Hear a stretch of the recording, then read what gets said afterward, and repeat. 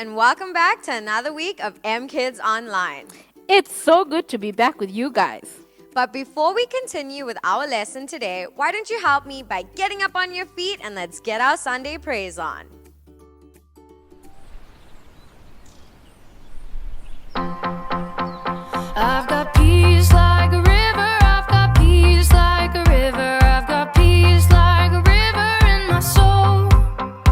I've got peace like a river, I've got peace like a river, I've got peace like a river in my soul.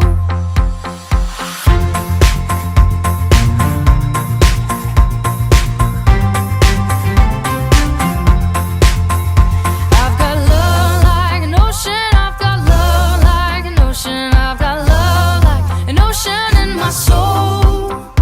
I've got love like an ocean, I've got love like an ocean, I've got love like an ocean in my soul. I've got joy like a fountain, I've got joy like a fountain, I've got joy like a fountain in my soul. I've got joy like a fountain, I've got joy like a fountain, I've got joy like a fountain in my soul. I've got peace, love, and joy like a river. I've got peace, love, and joy like a river. I've got peace, love, and joy like a river in my soul. I've got peace, love, and joy like a river. I've got peace, love, and joy like a river. I've got peace, love, and joy like a river in my soul. I've got peace, love, and joy like an ocean. I've got peace, love, and joy like an ocean. I've got peace, love, and joy like an ocean in my soul. I've got peace, love, and joy like an ocean. I've got peace, love, and joy like an ocean. I've got peace, love, and joy like an ocean in my soul. I've got peace, love, joy like a fountain. I've got peace, love, and joy like a fountain. I've got peace, love, and joy like a fountain in my soul. I've got peace, love, and joy like a fountain. I've got peace, love, and joy like a fountain. I've got peace, love, and joy like a fountain in my soul. Today, we're going to be talking about kings from the Bible. But the king that we're talking about is King Saul. He started off with such good intentions, but became everything God warned the people about. So God sent Samuel to choose a new king. Do you know which king Samuel had chosen, Matt? Was it David, Candy? That's right, Matt. Samuel had chosen David to be the new king when the time was right.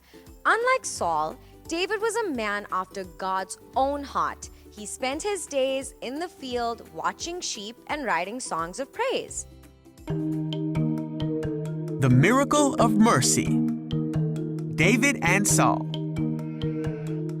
This is David. Hey! David was a shepherd who lived in Israel.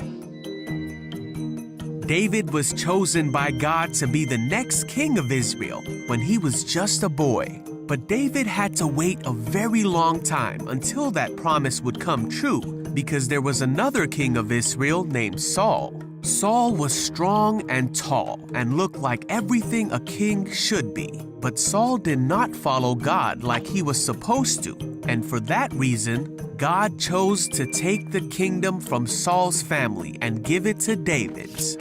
David became a great warrior.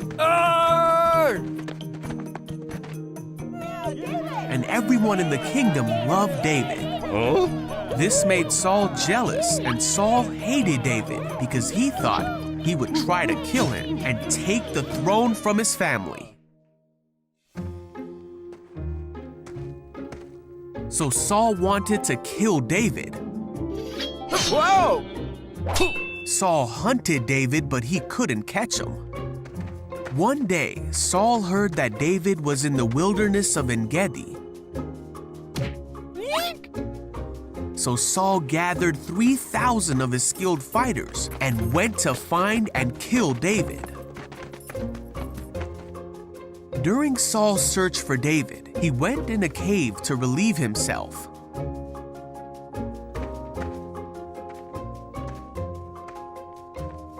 Well, this very cave was the one where David and his men were hiding. And when David's men saw that Saul was unaware that David was there and unable to defend himself, they said, "Now's your chance, David. This is God telling you that He will give you your enemy to do with as you wish. So David crept forward and cut off a piece of Saul's robe. But then David began to think that it was not right for him to take Saul's life. For no matter how much hardship and difficulty Saul had caused him, it was still not right for him to hurt the one who God had placed over Israel. So David told his men to back off, and he did not let them kill King Saul. They waited until after Saul had left the cave. And then David ran out of the cave and shouted after Saul, "My king! Why do you listen to people who say I am trying to harm you? Look, I cut it off, but I didn't kill you. This proves that I am not trying to harm you and that I have not sinned against you, even though you've been hunting me." David went on to promise that he would never harm Saul. David said that God would be the one to protect David and to rescue him from Saul's power. Saul said, "Is that really you, David?" And he began to cry. Saul said, "You are a better man than I. You have been amazingly kind to me today, for when God put me in a place where you could have killed me, you didn't do it. Who else would have done this? And now I realize that you are surely going to be king, and the kingdom of Israel will flourish under your rule. But promise me that when that happens, you will not kill my family." So David promised that he would not hurt Saul's family, and they left each other in peace. Now Saul continued to cause difficulty in David's life. But David kept his promise, and in time, David did become king of Israel. David was dearly loved by God, and Israel did flourish under his rule because David did everything that God wanted him to do, and he was a man after God's own heart.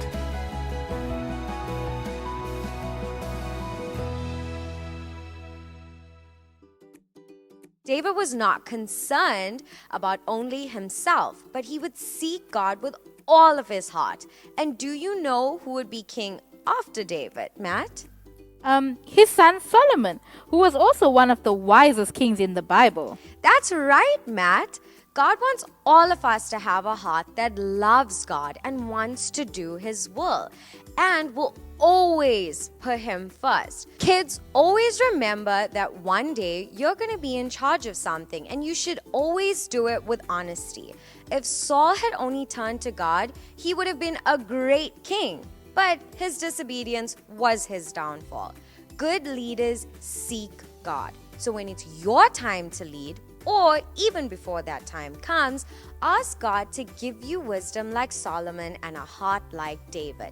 He will make you a great leader and use you to lead others like Jesus. Well, kids, that's it from me today. I hope you guys keep safe, and I'll see you soon. Bye, kids. See you next week. Bye, kids.